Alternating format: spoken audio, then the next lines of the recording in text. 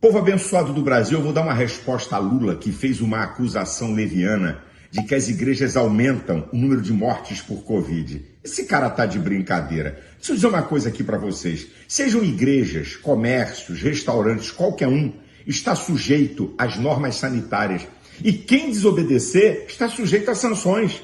Também um outro dado, se algum pastor usando de charlatanismo está oferecendo feijão para curar Covid, tem o Código Penal. Isso não representa nem 1% da igreja evangélica no Brasil. Agora, preste atenção, esse camarada que se diz defensor dos trabalhadores não abriu a boca para dar uma palavra. Milhões e milhões de brasileiros que usam transporte coletivos. Olha aí, ó, olha o massacre em cima do povo. Diariamente, ó. Ônibus, metrôs, olha, avião, não tem distanciamento nenhum. Ele não fala nada, ele não diz nada. Mas eu vou dizer aqui, quem é o responsável? Quem é o responsável nesses últimos 18 anos pela morte de milhões de brasileiros? E não é 270 mil por Covid, não. Preste atenção. Os governos Lula e Dilma são responsáveis pela maior roubalheira da história política do Brasil, uma das maiores do mundo.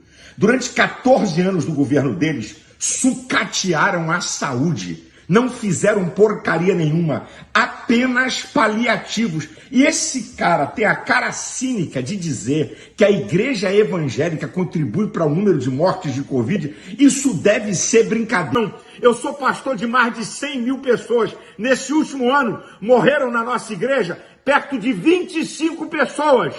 Parte delas não tem nada a ver com Covid e o cara quer fazer uma acusação leviana. Quem é esse cara para dizer o que a igreja tem que fazer?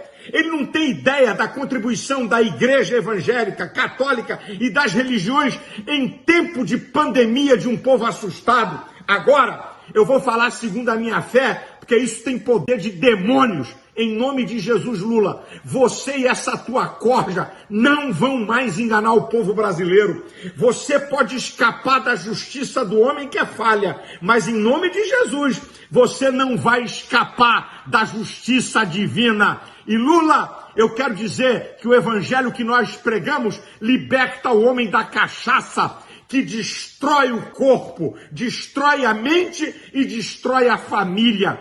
Deus nos livre desses corruptos que promoveram o maior escândalo de roubalheira da história política do Brasil. Deus tenha misericórdia do Brasil. Deus abençoe o povo brasileiro.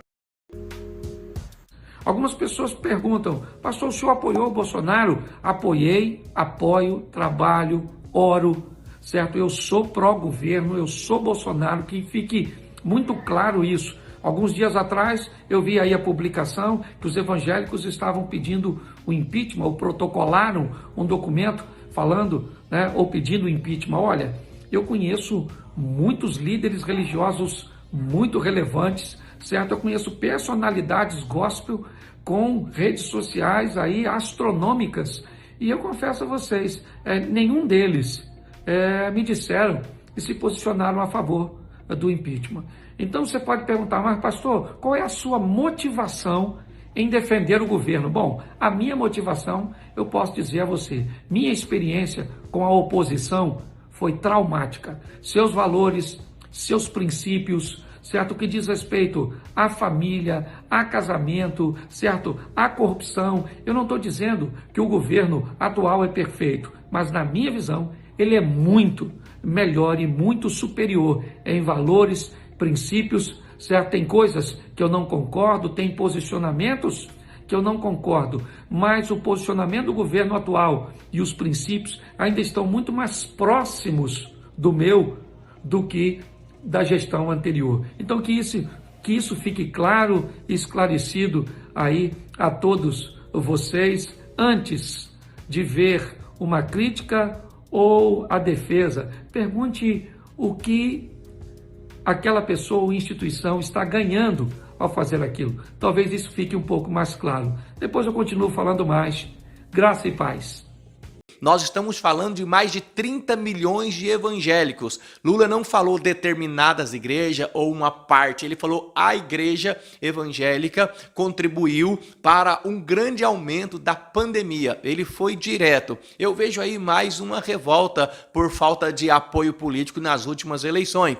Nós temos aí menos de 1% de pastores que não têm, que se chamam pastores, né? Denominam pastores, que não têm nenhum respeito pelo povo, pelas autoridades constituídas, diferente dos cerca de 98, 99% das igrejas evangélicas. Na sua grande maioria, usaram máscara, o distanciamento, álcool em gel. A igreja tem uma grande importância no trabalho contra a Covid. Na verdade, é pelo contrário. Quando começou, no começo do ano de 2020, as pessoas ficaram assustadas, amedrontadas, apavoradas. Hoje elas também estão, mas o ser humano vai se adaptando a algumas realidades.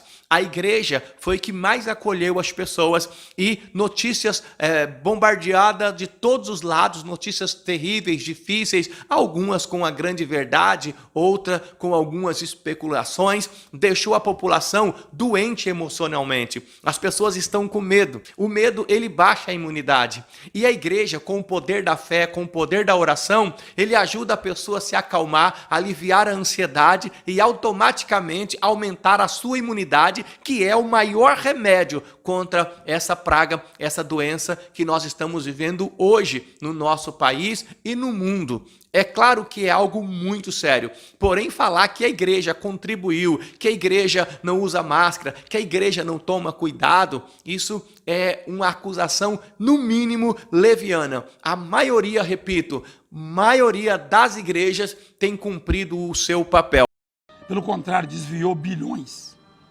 Isso é provado, estou falando só as provas que te levaram para a cadeia. Então o senhor não tem moral para falar de uma coisa que quando surgiu, inclusive, o senhor estava lá na cadeia.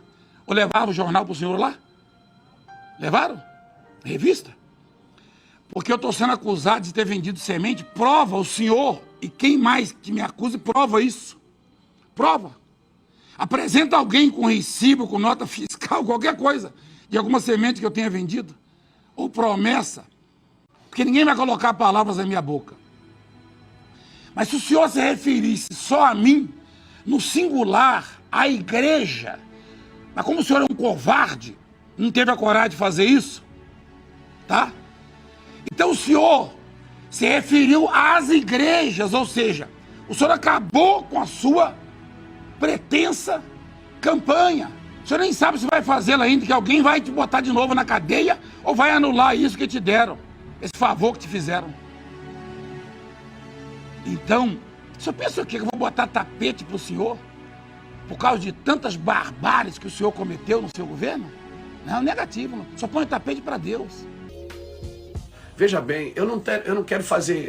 Você pode pensar, né, um monte de gente pode achar, isso aí vocês estão falando porque vocês querem dízimo, querem oferta. Irmão, vamos deixar de ser idiota. Vamos deixar de ser imbecil.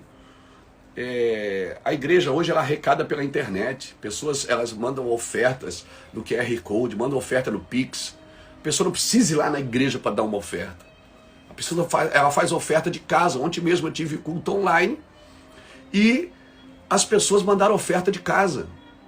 E entrou tanta oferta quanto se as pessoas tivessem estado no culto, diretamente nas contas da igreja, para servir as pessoas que trabalham no ministério, para servir as obras missionárias. Então vamos deixar de ser imbecil, gente falando asneira, falando que os pastores querem abrir igreja para ter dinheiro. A gente não precisa abrir igreja para ter o dinheiro, meu amigo.